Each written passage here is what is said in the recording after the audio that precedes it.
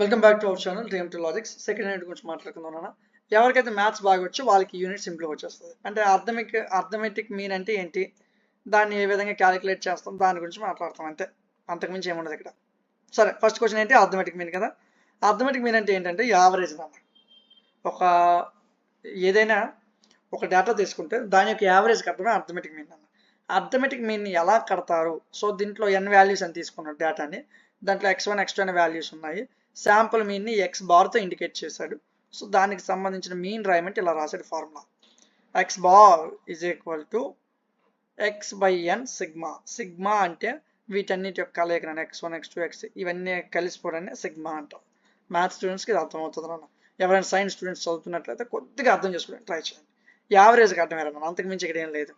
So sample mean అంటే దీన్ని ఏమంటారంటే స్టాటిస్టిక్స్ అయినా శాంపిల్స్ అయినా అంటే వేరు వేరు మీనింగ్స్తో తీసుకుంటారు దీని యొక్క అర్థాన్ని. సో దీన్ని క్యాలిక్యులేట్ చేయడం కోసం మనం గ్రీక్ లోవర్ కేసల్ లెటర్ మ్యూ అని అంటాం, దీన్ని వాడతాం మనం. ఎక్స్ బార్కి బదులు మ్యూ అనే లెటర్ను వాడతాము అని చెప్తూ వచ్చాడు అర్థమెటిక్ మీన్లో.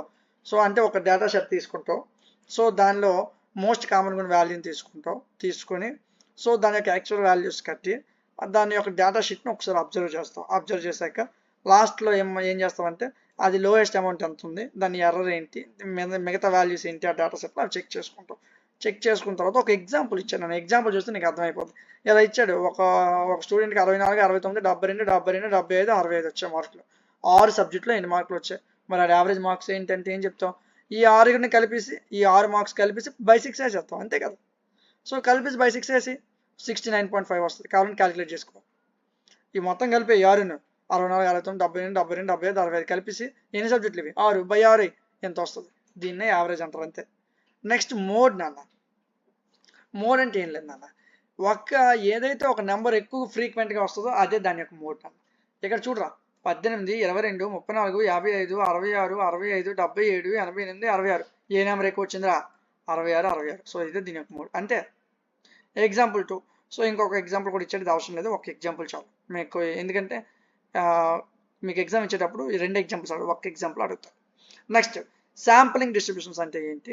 సో దీని క్యారెక్టరిస్టిక్స్ అడిగారు. డేటా డిస్ట్రిబ్యూషన్ అనేది 2 ప్రైమరీ కేటగిరీస్లో జరుగుతుంది. ఒకటి పాపులేషన్ డిస్ట్రిబ్యూషను, అంటే ఒక ఎంటైర్ పాపులేషన్ని క్యారెక్టరైజ్ చేస్తూ ఎలా స్ప్రెడ్ చేస్తావు లేదా ఎలా సపరేట్ చేస్తావు అనేది ఒక పద్ధతి. నెక్స్ట్ సో ఈ ఆర్టికల్లో మనము శాంప్లింగ్ డిస్ట్రిబ్యూషన్ గురించి కొద్దిగా మాట్లాడుకుందాం అని చెప్తూ శాంప్లింగ్ డిస్ట్రిబ్యూషన్ యొక్క మీనింగ్ చెప్పాను. శాంప్లింగ్ డిస్ట్రిబ్యూషన్ అంటే expected behaviour of numerous simple random samples drawn from the same population. So ఇది ఏం చేస్తుందంటే ఇది ఒక థియరిటికల్ ఫౌండేషన్ టైప్ లాంటిది. ఒక థియరిటికల్గా ఒక డెసిషన్ తీసుకుని చెప్తాను, డెసిషన్ మేకింగ్. ఎసెన్షియల్గా ఈ శాంప్లింగ్ డిస్ట్రిబ్యూషన్ అనేది ఒక theoretical distribution of statistic derived through analysis of large number of samples. కొన్ని వందల రకమైన శాంపిల్స్ తీసుకొని థియరిటికల్గా నువ్వు ఒక డెసిషన్ మేకింగ్ చెప్తావు, దాన్నే శాంప్లింగ్ డిస్ట్రిబ్యూషన్ అంటారు. నెక్స్ట్ దీని యొక్క ఈ ప్రాబిలిటీ డిస్ట్రిబ్యూషన్ యొక్క క్యారెక్టరిస్టిక్స్ అడిగితే ఫస్ట్ ఏమన్నారంటే యూనివర్సాలిటీ. అంటే ప్రాబిలిటీ డిస్ట్రిబ్యూషన్ అనేది యూనివర్సల్ క్వాలిటీ మీద డిపెండ్ అయి ఉంటుంది లేదా దీన్ని ఎగ్జిబిట్ చేస్తుంది అని చెప్పారు. నెక్స్ట్ ర్యాండమ్నెస్, అంటే ప్రతి ప్రాబిలిటీ డిస్ట్రిబ్యూషన్లో ఈ శాంపుల్ స్టాటిస్టిక్స్ అనేది ర్యాండమ్ వేరియబుల్స్ని యూజ్ చేసుకుంటుంది. నెక్స్ట్ అప్రాక్సిమేషన్, క్లోజ్గా ఎంత వరకు వెళ్ళొచ్చు, ఈ అప్రాక్సిమేట్గా ఎంత డిస్ట్రిబ్యూషన్ జరుగుతుంది. నెక్స్ట్ ఫార్మ్ ఆఫ్ డిస్ట్రిబ్యూషన్, ఏ విధంగా డిస్ట్రిబ్యూషన్ జరుగుతుంది, ఇవన్నీ చెప్తుంది అన్న. ఇది ఏదైతే ఈ శాంప్లింగ్ డిస్ట్రిబ్యూషన్ ఉందో దీని గురించి మాట్లాడుతుంది, ఓకేనా. సో దీని యొక్క ఇంపార్టెన్స్ అడిగితే మరలా సేమ్ ముందే మాట్లాడిన అవే వస్తాయి నాన్న.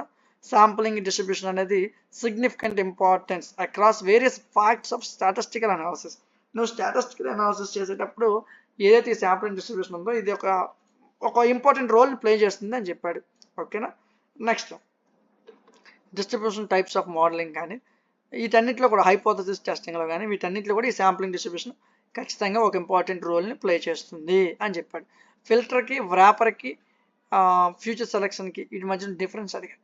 ఫిల్టర్ మెథడ్స్ అంటే ఏం చేస్తామంటే are independent of any specific machine learning model, whereas wrapper method are used to improve performance of any specific. ఏం లేదన్న, ఫిల్టర్ మెథడ్ అంటే ఇది దేని మీద డిపెండ్ అవ్వదు, ఏ మోడల్ మీద కూడా ఈ మెథడ్ డిపెండ్ అవ్వకుండా దీనికి ఇదే లెర్న్ చేసుకుంటుంది, అది దీనికి ఇదే నేర్చుకుంటుంది ఈ ఫిల్టర్ మోడల్స్లో. అదే వ్రాపర్ మోడల్ అనుకో ఒక స్పెసిఫిక్ మెషిన్ లెర్నింగ్ అంటారు దీన్ని, అంటే ఇంకొక మోడల్ నుంచి నేర్చుకుంటుంది. ఫిల్టర్ మెథడ్స్ అనేవి వాళ్ళ యొక్క టార్గెట్ వేరియబుల్ని బట్టి వాళ్ళ యొక్క ఎబిలిటీని బేస్ చేసుకొని పనిచేస్తుంది.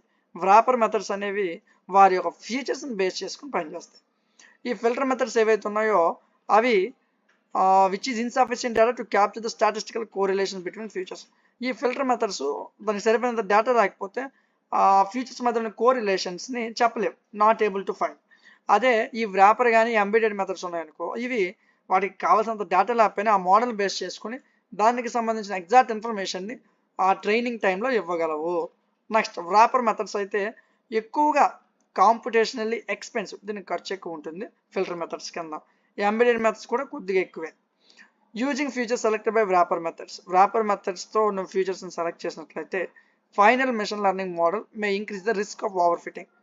సో ఈ రిస్క్ ఏదైతే ఉందో ఈ మోడల్ కింద నువ్వు లర్న్ చేసేటప్పుడు ఆ రిస్క్ ఓవర్ ఫిట్టింగ్ అనేది పెరుగుతూ ఉంటుంది అని చెప్తూ వచ్చాడు. అదే ఎంబెడెడ్ మెథడ్స్ గురించి మనం మాట్లాడుకుంటే ఇది complexity of the model being trained of the selected features, కొన్ని ఫీచర్స్ మాత్రమే ఇది పనిచేస్తుంది. ఫిల్టర్ మెథడ్స్ అయితే దాని యొక్క రిలవెన్స్ని బట్టి దాని యొక్క టార్గెట్ వేరియబుల్ని బట్టి పనిచేస్తుంది అని చెప్తూ వచ్చాడు. సో ఒక 5 నుంచి 10 నిమిషాలు కూర్చుంటే ఈ యూనిట్ అయిపోతున్నాను. జస్ట్ అలా పై చదవండి చాలు, దీనికి ఏం పెద్ద విషయం ఏం కాదు ఇది. ఓకేనా? మీకు మ్యాక్సిమం అర్థమెటిక్ మీను మోడ్ గురించి అడుగుతాడు, అంతకుమించి ఇంకేం అడగదు. మీను మోడ్ గురించి అడుగుతాడు.